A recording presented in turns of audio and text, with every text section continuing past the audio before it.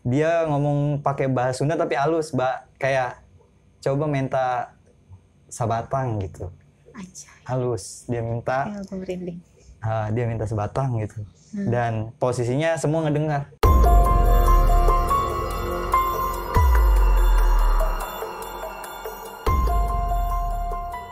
Assalamualaikum warahmatullahi wabarakatuh. Selamat datang kembali di segmen Malam Jumat Miku. Kali ini gue ada narasumber. Siapa dia? Kita langsung tanya aja namanya. Siapa? Gue manggilnya apa dulu nih? Bang, Kak, atau apa nih? Panggil nama aja, tapi nama panggilan ya. Oh, apa? Biasa dipanggil si Ahong. Ahong. Iya. Kayak sepupu gue lu dipanggil Ahong. Tapi sepupu gue cewek. Oke, di sini ada Bang Ahong ini. Tapi gue nyebut ke dia nggak Bang ya, karena usia di bawah gue. Jauh lagi. Iya, oke. Hong, dengar-dengar lu pendaki juga ya sebelumnya? Sekarang juga masih pendaki. Oh, sekarang masih? Oke, Masih. sekarang masih. Udah pernah ngedaki kemana aja, BTW? Kemana ya? Kita ngitung satu-satu dari ujung apa? Iya. Yang paling berkesan aja lah, karena pasti banyak nih gunung-gunung yang udah didaki nih sama Hong. Yang paling berkesan sih tetap Selamat sih. Oh, pernah ke Selamat? Selamat. Tahun berapa itu? Selamat belum lama, 2019 akhiran kayaknya. Apa 2020 itu lupa. Oke. Apa yang bikin lu berkesan di Gunung Selamat? Kalau di Selamat tuh apalagi Pia Bambangan. Bambangan. Kalau Selamat tuh satu, kita ngerasa sesuatu yang kita nggak dapat di beberapa gunung. Selain Lau ya, kalau di Lau kan kita udah tahu lah gimana. Kalau di Selamat tuh gimana ungkapinnya ya? Gimana? Apa? Dari awal perjalanan kita udah dikasih paham sesuatu yang kita nggak dapet lah di luar itu. Sesuatu yang nggak bisa didapat di luar. Ntar gue masih menerka ya. Apakah ini ada hubungan dengan mistis? Karena kan Selamat itu identik banget sama mistisnya kan? Atau gimana? Dibilang ada sih ada, cuman nggak terlalu dipikirin kesananya. Dia karena kan pos 1 yang paling berat di Selamat. Dari base camp ke pos 1 tuh hampir 3 jaman. Oh, hampir 3 Hampir jam. 3 jaman dia. Nah, itu gimana tuh awalnya cerita? Lu sampai mendapatkan sesuatu yang nggak lu dapetin di gunung-gunung lain. Itu maksudnya gimana dari awal lu naik? Waktu itu naik karena apa, acara temen-temen kah atau gimana? Enggak, ini naik posisinya bertiga. Posisinya bertiga dan emang lagi sepi di hari-hari yang jarang orang ngedaki. Jadi waktu itu kita ke Selamat iseng sebenarnya. Oke. Iseng. Berangkatlah bertiga. Kalau dibilangin mistis banget sih enggak. Cuman kita ketemu sesuatu yang jarang orang lain lihat kalau di Selamat tuh. Beberapa. Gimana? Jadi di pos 1 tuh perjalanan kan masih kebun-kebun warga lah. Kita kayak ketemu pendaki yang turun tapi nggak tahu mau turun kemana. Loh? Dan kayaknya bukan manusia gitu. Jadi kayak orang-orang yang udah lama hilang lah gitu. Tapi masih pakaian pendaki.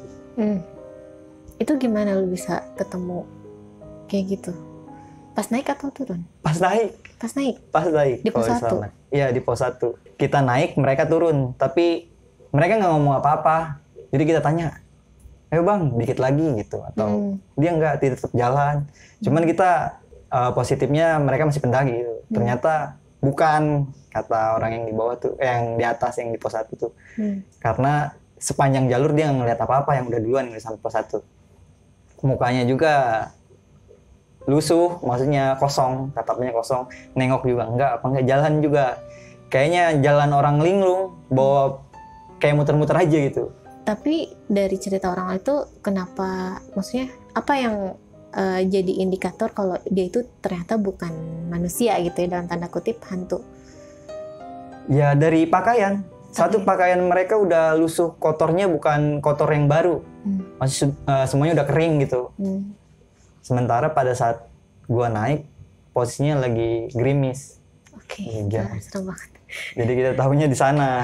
Itu di pos 1 Selamat? Baru pos 1 di Selamat. Via Bambangan? Via Bambangan. Karena gue naik 2 kali. Gue bisa bedain di Via Bambangan atau Via Guci. Kalau Via Guci kan kita kalau tiap malam-malam tertentu naik. Waktu itu kebetulan gue naik pas malam tertentu itu kayak ada orang yang ngasih sesajen kalau di Gucci. Kalau di Bambang kan nggak ada, nggak ada sama sekali hal begitu. Tapi anehnya kenapa gue ngerasain. Oke, saat lu melihat si sosok ini ya, lu cek nggak dari kakinya napok atau enggak kayak gitu-gitu? Enggak sih. Enggak. Kita taunya ya mereka bawa beban berat, tapi emang biasanya kalau pendaki kan naik dia atau turun ada suara telapak kaki, itu nggak ada. Halus jalan aja. Sekitar 5 orang. Berkesannya kenapa dibilang berkesan karena itu pertama gue naik. Oke. Selamat. Pertama kali mendaki. Enggak pertama kali. Pertama kali naik ke Selamat. Karena dari Triple S Selamat Sindoro Sumbing, gue naik justru Selamat dulu. Kalau orang kan Sindoro dulu yang kecil dulu atau Sumbing. Kalau gue Selamat dulu. Berarti ini ada satu sosok atau tadi 5? Ada 5 orang. 5 sosok. Dan itu lu sapa pun mereka diem aja? Enggak nyaut ya, diem aja. Setelah itu apa lagi yang lu temukan sepanjang perjalanan? Itu kan baru pos 1. Ya, di pos 1 itu kita udah ngerasa hawanya nggak enak nih. Tapi kita tetap lanjut jalan.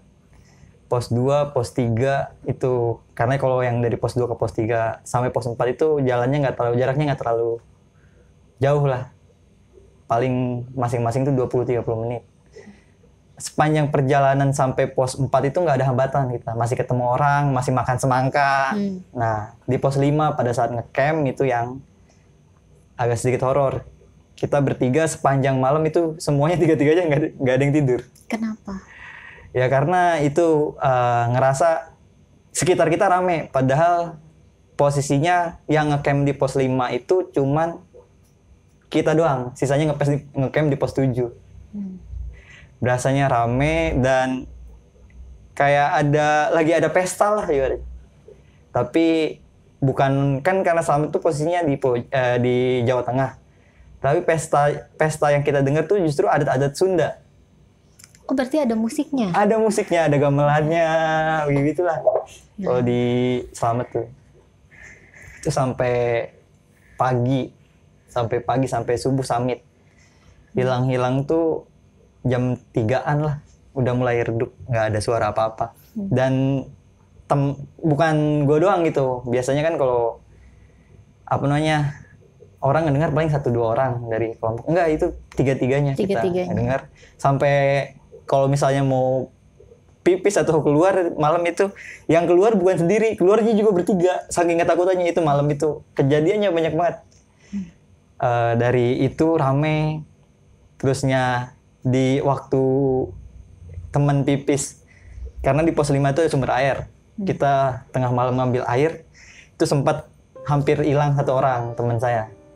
Karena dia salah ngambil jalur naik, pas turun ketemu sumber air, dia pas naiknya yang lain ngambil kanan, dia ngambil kiri, itu hampir hilang juga. Untungnya dia masih ngedipin senter. Oh, jadi kelacak ya. Jadi kita saut-sautan aja, teriak-teriakan sebelah sini. Dia nggak ngikutin suara gitu.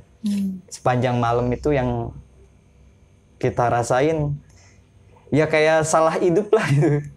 Salah hidup, bukan di alamnya kita gitu. Beda gitu ya. Cuman itu mah dibilang nggak kelihatan tapi suaranya semuanya jelas gitu.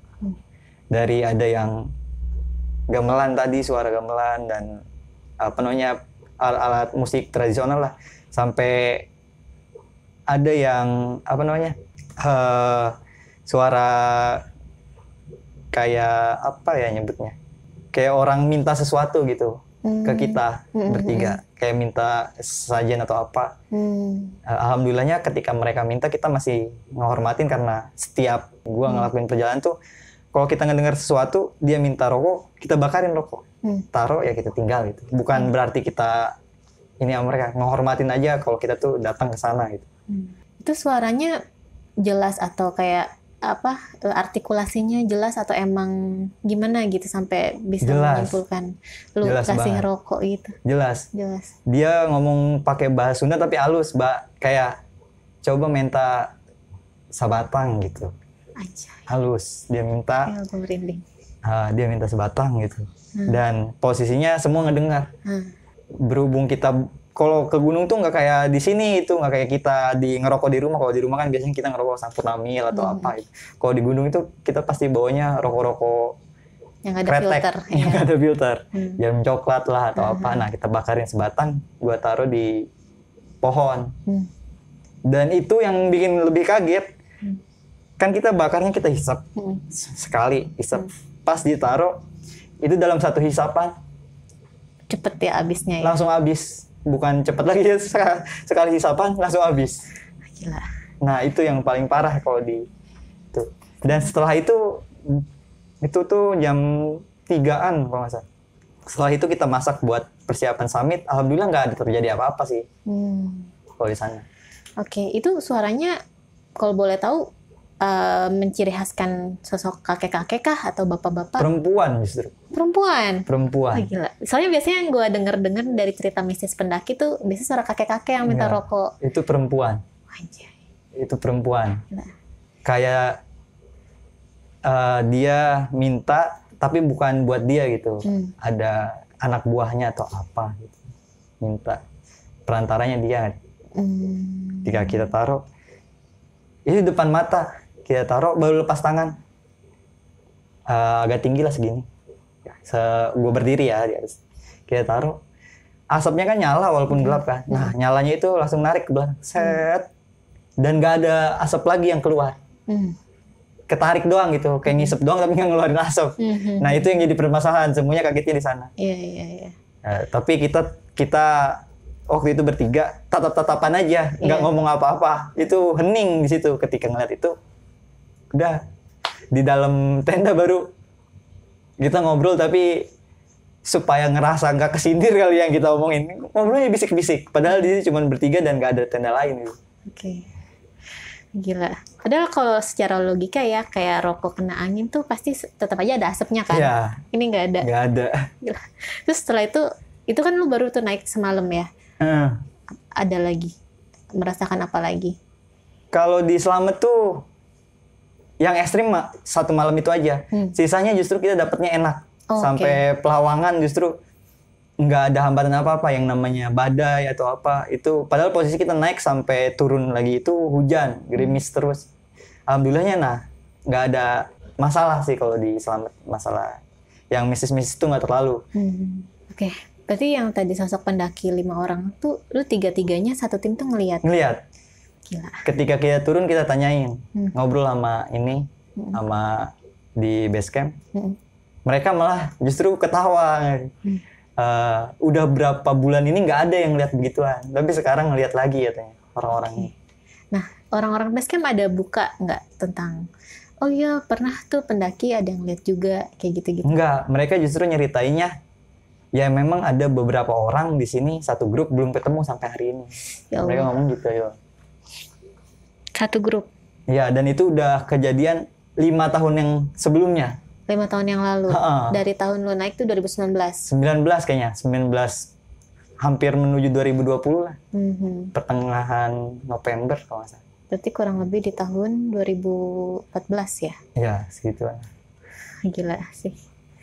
Sampai nggak tahu loh itu sosok manusia atau bukan. Sejelas itu ya. Jelas banget. Cuman dia emang udah lusuh semua. Ketika dia jalan dia pun berlima itu nggak saling ngobrol gitu. Bikin barisan aja, ngebaris jalan. Karena kan trek jalur di Bambangan pada saat itu belum rapi, masih batu aja. Dan nggak mungkin dia bisa ngobrol berlima hampir deket-deketan itu karena jalannya cuman 2 meter lah, dan itu 2 meter itu naik dan turun tuh satu jalur kan. Dan jalannya terus ke bawah gitu. Jadi nggak mungkin ini. Makanya kita juga bingung, ini beregu tapi ngobrol enggak atau enggak gitu. Diem aja gitu. Diem aja. Itu kalau di Slamet yang berkesan di sana. Cuman setiap pendakian memang selalu ada sih. Iya. Setiap pertama ngunjungin tempat pasti ketemu hal-hal begitu. Ada aja ya. Ada aja. Oke. Ntar gue masih pengen bahas yang di Slamet dulu nih. Itu lu ada memperhatikan lagi nggak sampai si sosok ini menghilang? Si yang 5 pendaki tadi? Enggak. Jadi dia turun, jauh tuh masih kelihatan. Ketika dia udah mulai jalannya agak belok, baru nggak kelihatan hilang. Jadi halus, makanya dikira kita orang yang benar-benar turun. Ternyata bukan. Fix bukan orang maksudnya. Itu sekitar jam Sekitar jam berapa lu ketemu dia di Masih pos 1? pagi sih, Masih jam pagi. 7-an. Jam 7 pagi, Jam 7 gila. pagi. 7 pagi Jam guys. 7 pagi itu. Ini udah mulai gerimis. Kayak tadi kesini, gerimisnya belum sederes ini. Gue udah agak males soalnya nih kalau udah gerimis begini. Oke, itu yang lo alami di Gunung Slamet ya. Tapi lo ada bocoran gak sih? Sedikit aja. Kira-kira tuh satu tim yang belum ketemu itu 5 tahun yang lalu itu dari daerah mana? Kayaknya masih orang Jakarta. Masih orang Jakarta. Masih orang Jabodetabek lah. Karena ngelihat dari apa jaket yang mereka pakai ada emblemnya. Oh, Ya, apa masih ada emblemnya? Masih ada emblem-emblem ya, gitu ya? kayaknya dari universitas. Oke. Kayaknya. Udahlah, kita nggak usah sebut universitasnya apa ya. Takutnya ini sensitif dan masih ada keluarga yang berharap. Tapi udahlah, kita Al-Fatihah aja untuk mereka-mereka. Oke, itu dia cerita dari Bang Ahong tentang pendakian di Gunung Slamet. Nah, penasaran Bang Ahong punya cerita apa lagi? Tetap tungguin segmen Malam Jumat Miku di next video. Gue Milda. Gua Ahong. Wassalamualaikum warahmatullahi wabarakatuh. Waalaikumsalam.